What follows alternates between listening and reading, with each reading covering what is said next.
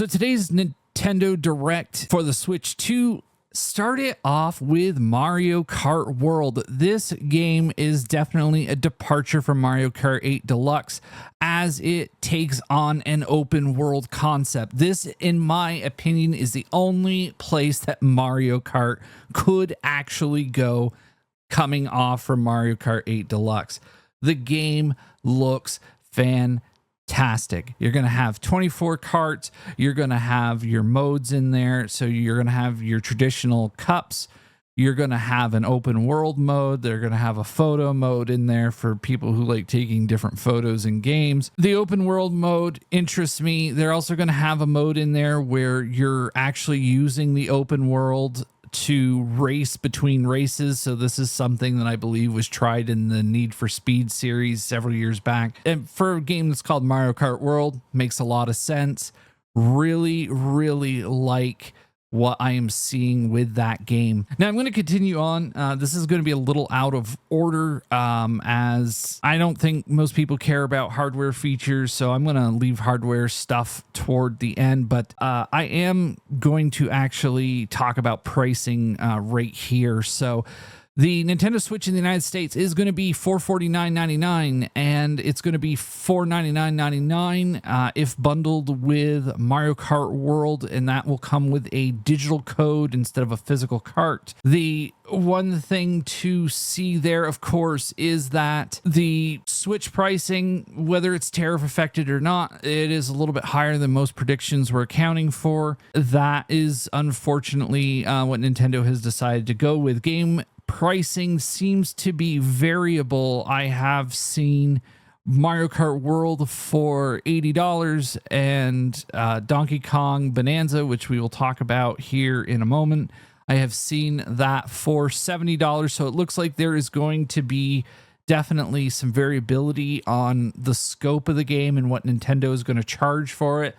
But with analysts predicting that something like GTA here, GTA 6 in the not too distant future could be $100, we definitely may not be far from that future if they think GTA 6 they can price more than Mario Kart World. One other additional bad news note from outside the Direct, but in relation to the Direct today, is Nintendo announced that there are going to be two different kind of carts that are coming to retail. Some carts will have the full game on the cart. Some carts will be called key carts. They will be identified with a strip on the bottom of the packaging identifying that's a key cart. Key carts are going to be for downloading parts of the game that aren't going to be coming on the system, won't be coming on the cart, so it'll have to be downloads. I don't know, maybe you care about that, maybe you don't. As a physical collector, that's something that bothers me, but hey, at least Nintendo's telling us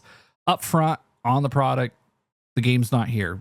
At that point, you can choose to buy it. You can choose to forget it. So I do like that at least they're being upfront and honest about that. Don't necessarily like the fact that they are following Sony and Microsoft down that road. But I mean, that seems to be evident with the digital cart that they talked about during the Switch 1 Direct last week at the end of March. All right, so let's divert back toward video games here. So the next video game I want to talk about that was at this Direct was Donkey Kong Bananza. This game also looks fantastic. Not really what I was expecting. I thought we would see a Mario 3D game. However, and I definitely have to reference Nate the Hate here because he spoke about Nintendo's obligation to make games which might drive up business for the theme parks because they're in business with Universal Studios. They are opening this year a Donkey Kong part of Nintendo World, so there's going to be an additional land added. So yeah, I think Nate in his prediction was right, is that these other ventures that Nintendo is engaged in are going to help influence maybe what games that they put out, as they're hoping it could drive business to these other segments. And with that being the case, Zelda came out in the United States in 1987. So come 2027, I expect that year to be full of Zelda releases, whether it's on NSO or physical. I guess to talk a little bit more about Donkey Kong Bonanza here. That game is it's open world. Well, I don't know if it's open world or not. It might be level based, but it looks like it's definitely more open. It might be open zone instead of open world. There is a good amount of destructibility, it looks like, in the game. You're punching through stuff. I mean, it's part platformer, part brawler. I mean, it looks cool. I definitely think it's something different than what Nintendo has done before, in that it's you're doing more of a brawling action than a platforming action that you would otherwise with Mario, unless he had an invincibility star. So I actually look forward to playing that and just seeing how it plays. But it's vibrant, it's colorful, it looks like it's got personality, and it should be interesting. Now, next I want to talk about some of the games that Nintendo is bringing forward from the Switch 1. These are going to be upgraded versions or Nintendo Switch 2 editions of games. So the first one that they talked about was Metroid Prime 4. So there's going to be a Switch 2 edition of that game. 1080 60, so it's gonna run most likely more smoothly than that Switch 1 edition, which I believe is going to be locked to 30 frames. That's going to be awesome. They talked about bringing Breath of the Wild and Tears of the Kingdom up and making Switch 2 editions of those titles. Switch app that's called Zelda Notes. This thing is going to be like an accessibility option if you do not want to spend a bunch of time looking for 100 Koroks around Hyrule Field. May be able to direct you to, or better direct you to, story beats and dungeons. So I think it's definitely a smart idea for Nintendo. There are so few people nowadays that do not actually finish games. You can see that if you look at PlayStation and PlayStation trophies and Xbox achievements. So I think adding accessibility options like this, although slightly obtuse because you might need a second device to use it, definitely is a step in the right direction as far as the completion of games goes. Now, for Nintendo games for this Direct, that mostly handles that, but I wanted to move on to third party here real quick. I think the big one here is From Software showing up with a multiplayer game called Dust Bloods. Now, I am wondering if the Switch 2 is just incapable of running Elden Ring Nightfall, and this is why they are doing a Switch 2 exclusive multiplayer game for the Switch 2. And I don't know if that's a graphical problem with Nightfall, if it's a CPU problem with Nightfall, but I can't imagine that it's network related. So if it's not network related, it must be hardware related. I digress. This is outside the Direct, but that's just an interesting tidbit that they're doing a similar game exclusively on a different console, that they can't bring their Elden Ring expansion game, which is supposedly tuned for 3 to. All right, more Switch 2 games that are coming to the console, or at least ports of old games. We have, and I'm going to go just through a list real quick. We've got Arcade Archives, Ridge Racer. Yes, I did think I saw Ridge Racer. I wasn't 100% sure. Looking forward to that. That's pretty cool. You got Borderlands 4, Bravely Default, Flying Fairy HD Remaster again. I think that's a 3DS, and I say again because this is my fourth take. But I think that's a remaster of a 3DS game, or it's a DS game being brought forward. Unfortunately, that's going to be one of those key card games I spoke about earlier, so not the entire games on the thing, on the cart, and you'll have to download it. So that's too bad, but you know, we'll just moving on. Cyberpunk 2077 Ultimate Edition, Damon X Machina. I don't know. That was this. I don't know what I think of this game. This game is a mech game. I don't know. It looks cool, but I'm not quite 100% sold on it. Deltarune episodes 1 through 4. Madden 26. Everybody knows what Madden is. FIFA 20 or Football Club. Excuse me, not FIFA 26. Elden Ring is going to be here. So that is one thing that I don't think I'm surprised by Elden Ring being there, especially if they couldn't bring over Nightfall. Enter the Gungeon 2, Fast Fusion, Final Fantasy VII Remake Intergrade, not surprised with that. Fortnite, no surprise there. Goodnight Universe, Hades 2. Hades 2 definitely looks good. Makes me wonder if early access, is that game is still currently early access. And so I don't know if the game will be finished this year and will release on everything. But that'll be interesting to see. Hitman World of Assassination. So all the Hitman games that came out within the last few years. Hogwarts Legacy, Hollow Knight Silk Song, the ever elusive Silk Song that doesn't seem to ever release. Well, hopefully that'll come here in 2025. Human Fall Flat, Path of the Goddess. This was a Capcom game that I don't think ever got a physical release. Marvel's Comic Invasion, NBA 2K. Nobunaga's Ambition. Not sure what that game is. Project 007, the Ryu game. I don't know if anybody here saw a PlayStation State of Play, or maybe it was Xbox, no, I'm sorry. It was the Nintendo One Direct last week. Ryu Remastered. We'll have a version on Switch 2.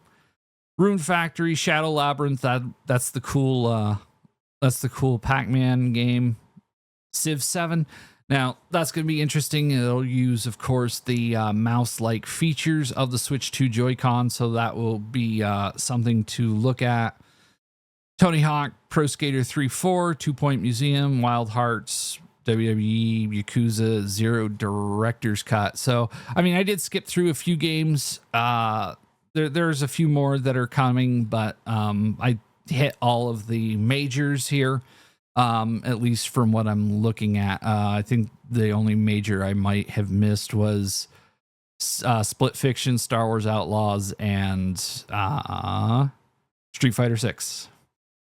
So those are the third-party games. They look like they're scattered throughout the year, so it doesn't look like that they are all going to be right there up front, but Madden usually comes out in August, so no surprise there. I believe Football Club comes out usually early September, so there should be a steady stream of games coming for the console after its launch on June 5th. So, and because like Donkey Kong Bananza, I believe, is set for the 17th of July. So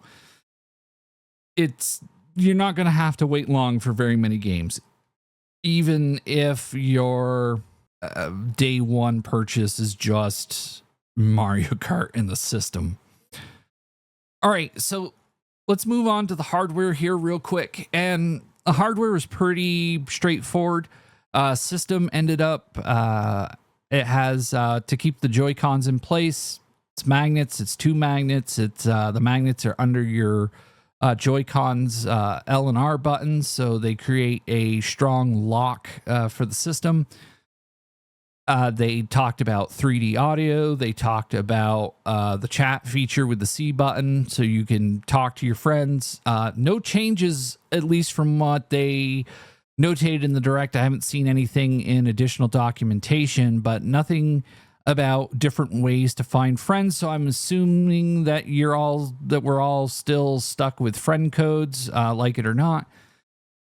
They did talk about the USB-C port at the top of the system. So that is going to be used either for a camera accessory that they're going to be releasing, although I can't imagine too many people at this point actually want to use a camera because barely anybody talks when they're doing online play unless it's to their own small group of friends. I can't imagine seeing anybody get on camera in 2025. Again, the USB-C port also supports charging. So when the Switch 2 is in tabletop mode, that will be taken care of as the bottom USB isn't easily accessible. There is a new SD card standard, which will need to be used if you want to add additional storage to the Switch 2. Those cards are going for, looks like, between $45 and $59. So they are a new express standard of SD card. They talked a little bit about Nintendo Switch Online and Online Plus Expansion Pass. This is going to bring GameCube games. They're bringing Wind Waker to Nintendo Switch Online with Expansion Pass. I think this officially kills the hope of actually getting Wind Waker HD remaster physically on the Switch 2, as they're just going to stick it in the service. So the physical version of HD remaster is just going to be forever stuck on the Wii U unless they change their minds in 2027. They talked about Soul Calibur 2, F-Zero GX, and a few various other games. Everything kind of looks good, looks standard. So at least in terms of some of their Switch 2 version upgrades, download versions will actually be free if you have Nintendo Switch Online Plus Expansion Pass. You won't have to buy the upgrades or buy the brand new game card if you want to see those upgrades to those games. At least for Breath of the Wild and Tears of the Kingdom. I don't know about any of the others because I believe there were a few other games that were detailed to get advancements in the future. Well, guys, that pretty much covers in a nutshell everything that's going on with the Switch 2 as of today. You know, overall, I would give the Direct definitely a solid 7, maybe an 8. It didn't blow my mind, but I can't say I was anywhere close to disappointed. I liked Mario Kart World. That looks awesome. I liked Donkey Kong Bananza. That at least will be interesting. I mean, for those of you that like From Software games, Dustbloods will be interesting. I don't know if that's anything I'm personally interested in, but at least that'll be out there. And again, I think Nintendo is going to have more directs this year, so we are definitely going to see more games coming out through the holiday, through next year. So I think the Switch 2 is going to be off to a fairly strong start, even if we aren't kicking off with, 6 Mario games.